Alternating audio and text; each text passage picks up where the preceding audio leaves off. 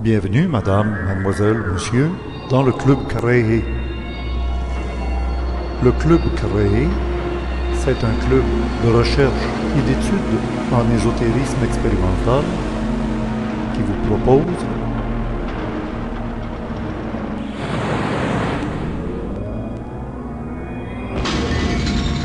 à tous ceux et celles qui étaient présents à la conférence au début du mois de juillet 2012, ainsi qu'aux abonnés à cette salle 1207, voici la première partie de 2 de la conférence Rencontre à Montréal sur le thème « À l'écoute des contactés » avec M. L.A. Marzulli, auteur prolifique américain, entre autres The Alien Interview, The Cosmic Chess Match, le jeu d'échecs cosmique. La suite dans la salle 1208. Bonne écoute. L.A. Marzulli in Montreal, in Québec, Canada. So you know, it's the first time for you to speak with French public. De parler avec le public francophone. Okay, oui, c'est ça, très bien. Et je vous demandais premièrement, why are you so êtes-vous si intéressé à ce sujet?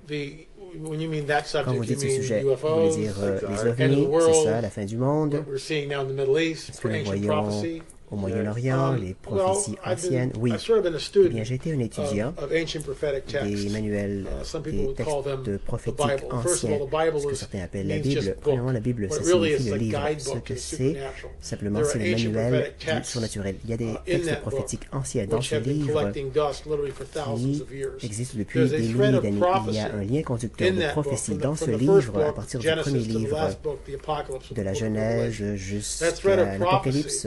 Il y a un lien conducteur de prophétie différent de tout autre livre. Il n'y a aucun autre livre que je connaisse qui passe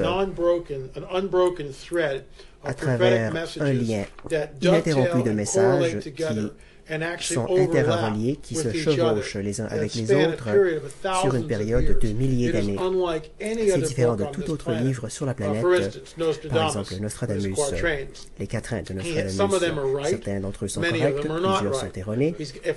Si on est conservateur, on va dire qu'on va être un petit peu libéral. On va donner à Nostradamus un taux de réussite de 70%. 60%, et nous savons que ce n'est pas le cas. Edgar Cayce, on va dire 80% de taux de réussite.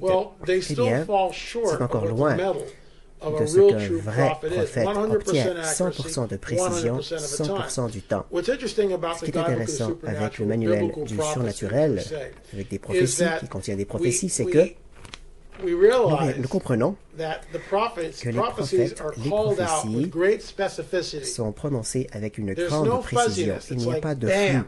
C'est en plein dans le mille. Plusieurs d'entre eux sont extrêmement précis. Et on peut se poser la question, qui est à l'extérieur de notre continuum espace-temps tel qu'on le connaît et d'une certaine façon peut prédire l'avenir avec autant de précision. Bien sûr, il y a des contrefaçons, des copies. Il y a des copies qui veulent tenter de le faire. Les foires de voyants. Il y a Nostradamus, par exemple, qui utilise une technique de voyance, un bol d'eau avec de l'encre qui va entrer en transe. Et dans mon dernier livre, Cosmic Chessbook, je parle de tout ça. Et je vais vous dire pourquoi on ne peut pas faire confiance à la voyance. Voilà pourquoi sa précision est au mieux de 50%. Voilà pourquoi vous êtes si intéressé à ce sujet, à cause de la Bible, la précision de la Bible. Par vous-même, est-ce que vous avez été impliqué dans le phénomène ufologique lorsque vous étiez jeune? Laissez-moi vous raconter mon histoire ufologique. Quand j'avais 12 ans, premièrement, j'ai été élevé catholique. Dans un environnement catholique, l'église catholique. J'ai quitté l'église, j'avais 13 ans. Avant ça, j'étais dans un camp à Rising Sun, Maryland. Le camp existe encore. Il s'appelle Horseshoe. Et nous étions en excursion. J'avais 12 ans. On prend ce raccourci